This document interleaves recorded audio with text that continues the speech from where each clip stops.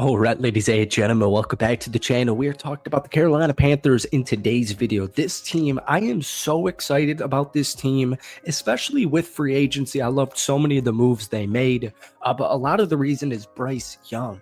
And I already heard that Mr. Dave Canales already said that Xavier and Bryce already have a different look heading into this upcoming season. He was saying their eyes are different, their perspective, their world view, everything is changing in a positive light. And, if you watched Bryce Young with the Carolina Panthers last season, specifically in the final, I'd say 4 games, but we could even do the final. I mean, actually, honestly, since Bryce Young was reintroduced as the starting quarterback, the dude was really improving. I mean, he was really, really improving. The film jumps out, the stats even jump out, but last year can't happen again. The reason the Carolina Panthers were 5-12 and it was as bad as you remember in the beginning of the season, so pretty much we remember Bryce Young getting benched after a couple of games, right? And Andy Dalton comes in. And that's people's views of Bryce Young right now.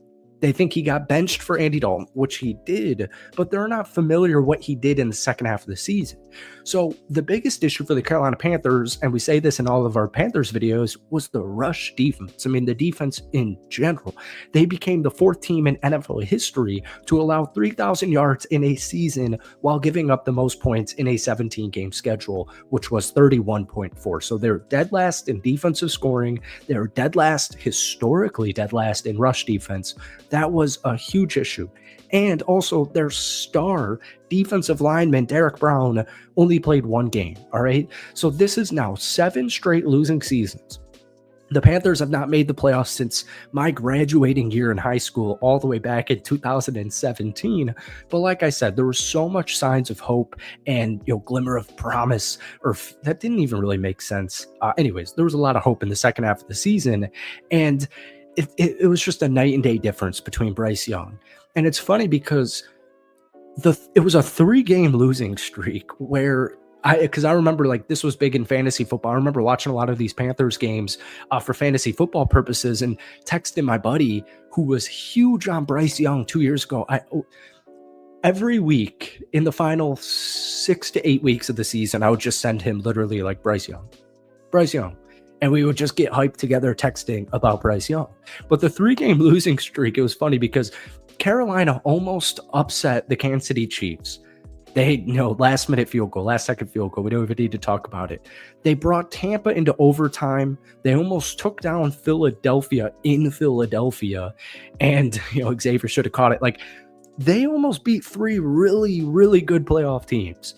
But even going further, over the past 10 games of the season, Bryce Young completed 62% of his throws for 2,100 yards and 15 touchdowns and only 6 interceptions, including a pass rating of 88.9. So I know the victories weren't necessarily there. They were kind of sprinkled in. They had a 6-point win against Atlanta, 6-point win against Arizona in the last 3 weeks of the season. But I know it didn't result in wins necessarily, but Bryce Young did lead Carolina on either game-tying or game-winning drives in 6 of those final 10 games of the season. So Carolina's on its way up, and we saw it in free agency. And a lot of these moves I really like because of the run defense. So Bobby Brown III, Rico Dowdle offensively, Trevon Moehrig, safety out of Las Vegas, Patrick Jones from Minnesota, Tershawn Wharton. I like them all. And I know some of them are overpaid. Like Tershawn Wharton, people are skeptical because of the contract, $3 or $45 million. But just for an example, Bobby Brown III, I think I've talked about him in all of our Panthers videos since you signed him. This is a 4th-round pick in 2021.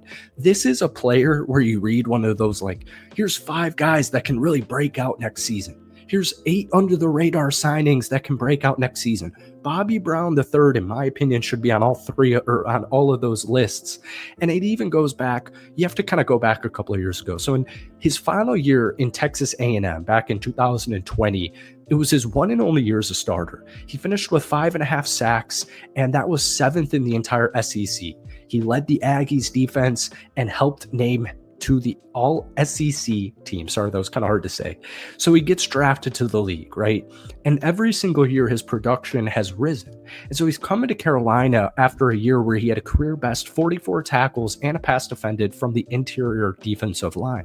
Now, PFF gave Brown an 80.1 tackling grade for 2024, which was the best such grade of all interior defensive linemen in the National Football League. So overall, Bobby Brown III posted a 16.4% run tackle rate, which was 10th amongst all DTs in the league. He had 28 pure run stops on his own. So once again, we go back. All right, people don't even know who Bobby Brown is, first off, and maybe you're a Rams fan or a Panthers fan or an Aggies fan, and the Panthers were the worst rushing defense in the NFL. So now it makes sense, right? Now a move like that makes sense. Same thing with Trevon Moehrig. Moehrig was a cornerback in high school, transitioned to a safety when he got to TCU. By his sophomore campaign, he was an all Big 12. And as a junior, he won the Jim Thorpe Award as the nation's top DB. So he gets drafted in the second round, pick 43 by Las Vegas like 4 years ago. First 3 years in Las Vegas, maybe one of those was Oakland. I think one of those was Oakland. He was a deep safety. Now, last season, they moved him closer to the line of scrimmage, and the guy had 104 tackles. In fact, his 87.5 run defense grade from PFF was 6th amongst all safeties, and his 22 total run stops were 5th most last season at his positional group. All right, so when he's close, like this guy's solid.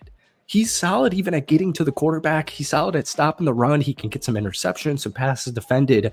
Last year, he had 13 total quarterback pressures, which was the second best amongst all safeties. In fact, he also finished last season with 10 passes defended, which was 12th amongst all safeties, and 2 interceptions. Both of those numbers were career highs.